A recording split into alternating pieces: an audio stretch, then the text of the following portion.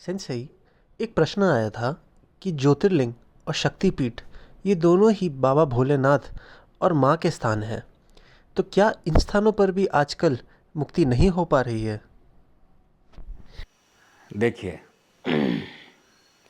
बहुत सरल है समझना। आपके घर में सुबह शाम घर का मालिक दारू पिए, उठपटांग हरकत करे, 50 जुआरी को बुला ले, आप वहाँ रुकिएगा? नहीं रुकिएगा।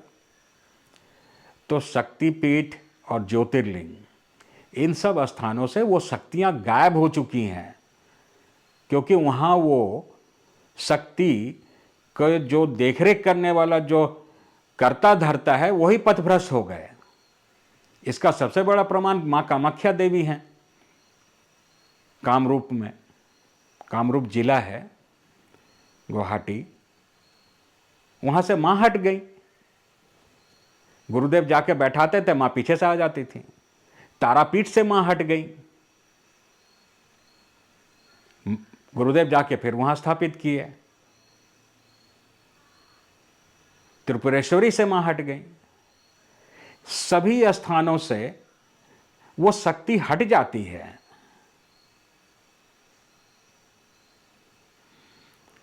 क्योंकि वहां पे जो लोग होते हैं, जिन विचारों को लेकर के जाते हैं, जैसे जीवन शैली अपनाते, जो उनका आचरण होता है, इतना ईर्ष्या, इतना लालच, इतना लोभ, भोग, मद्य, मदिरा, वहां वो शक्ति रुकेगी? नहीं रुकेगी। जब वो रुकेगी नहीं तो कुछ होगा नहीं। आप केवल घंटी बजा के आ जाइएगा, आप खुद मानिएगा कि हो गया, लेकिन को होगा नहीं कुछ। और प्रमाण तो दरबार है उसका। इसके बारे में पहले भी चर्चा हो चुकी है कि सबका अध्ययन कीजिएगा। जो वहाँ पुजारी पंडे और जो कर्ता धर्ता है वही परेशान हैं, रोग के शिकार हैं। उन्हीं का डायग्नोसिस कर लेगा तो पता चल जाएगा। जब तुम्हें नहीं मुक्त कर पाए तो हमें क्या मुक्ति मिलेगी? केवल धार्मिक अनुष्ठान महत्वपूर्ण नहीं है।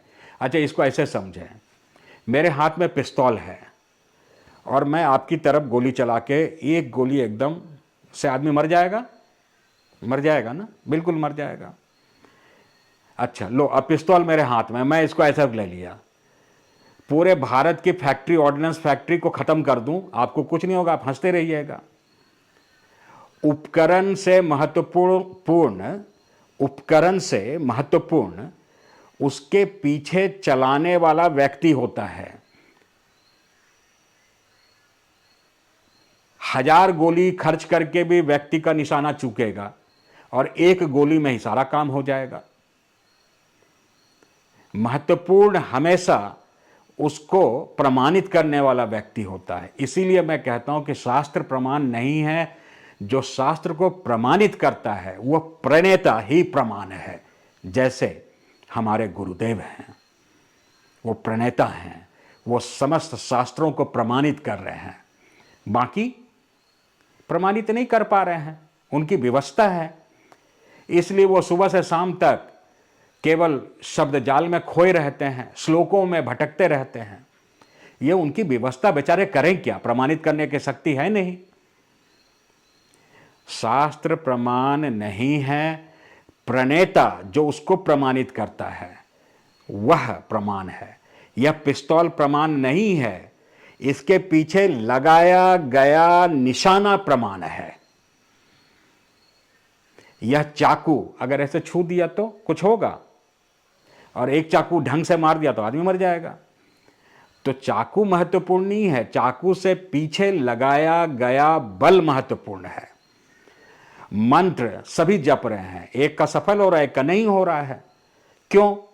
क्योंकि मंत्र के पीछे जो आपकी निष्ठा, आपका बल, आपकी गोपनीयता, आपकी वीरवती साधना, वो महत्वपूर्ण है। बस इतनी सी बात है। समझ गए? स्पष्ट है। सेंसेई, एक प्रश्न आया था कि क्या अभिमान और अहंकार दोनों एक ही है?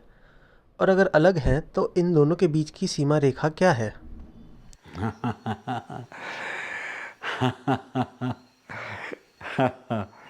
बहुत बारीक लाइन है, और कब आप इसको क्रॉस कर जाएंगे आपको खुद नहीं पता चलेगा।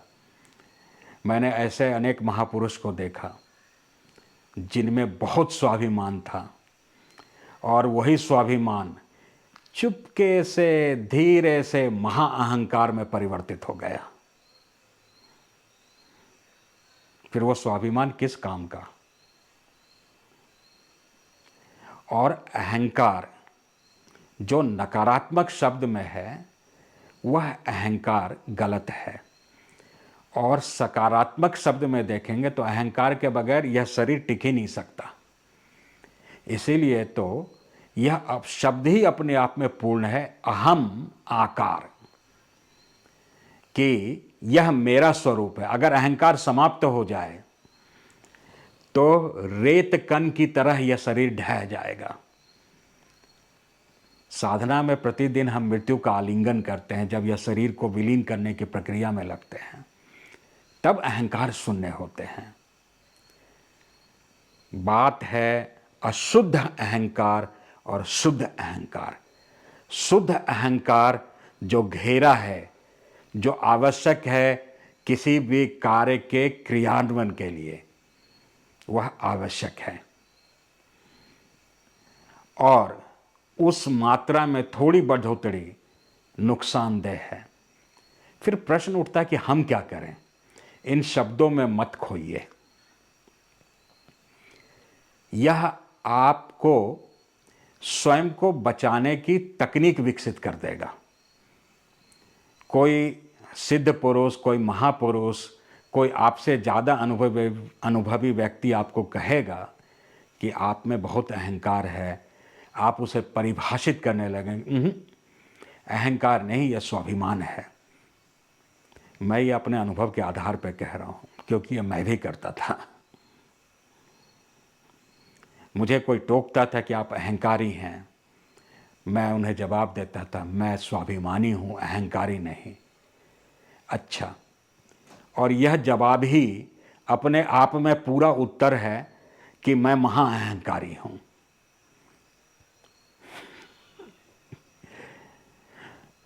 नहीं, अभिमान, अभी मतलब अभी वर्तमान, अभिव्यक्ति है ना।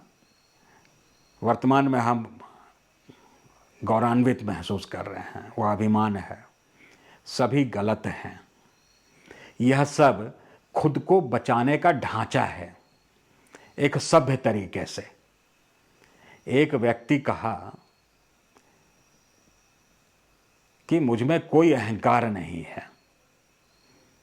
अच्छा, यह शब्द विचार उत्पन्न कहाँ से हुआ? वृत्ति में अहंकार भरा हुआ है। यह तो अभी जब प्रश्न आया तब ध्यान आया कि अच्छा, मैं भी कभी था। और सुनिए, अहंकार कई बार आवश्यक होता है। एक सैनिक में अहंकार होना चाहिए, नहीं तो उससे गोली नहीं चलेगी।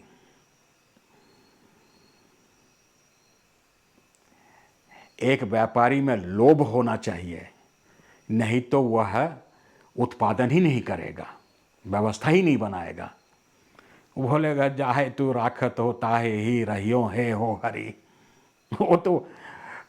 वो तो हरि बाबा का चेला बन जाएगा, तानसेन के गुरु। जैसे तुम रखते हो वैसे ही हम रहते हैं। हर चीज आवश्यक है, क्रोध आवश्यक है। अगर काम ना हो तो हम आप इस स्वरूप में आ ही नहीं पाते। क्रोध ना हो तो हमारा वो निर्माण हमारे शिक्षक कर ही ना पाते। मोह ना हो तो मां जन्म देते ही हमें खा जाती, या किसी दिन बोलती सब्जी उब्जी नहीं, चलो आज बच्चा करी बना देते हैं। उसका मोह है, वह हमें संरक्षण दे रहा है। वह मोह ममता रूप में प्रसारित हो रही है। यह मां का मोह है, कितना आवश्यक है। तो यह जितने भी अच्छे अच्छे बिल्डिंग हैं, अच्छी सड़कें, पश्चिम जगत, विकास, विज्ञान का विकास सब अहंकार की देन है। बस फर्क क्या है समझना पड़ेगा। जिस जगह पर जो चीज हो वह वहीं रखा जाए। इस सृष्टि में एक भी तत्व बेकार नहीं है, व्यर्थ नहीं है। जो प्रतिदिन आप टॉयलेट करते हैं ना, जो सबसे अशुद्ध माना जाता है, वो भी बहुत उपयोगी है।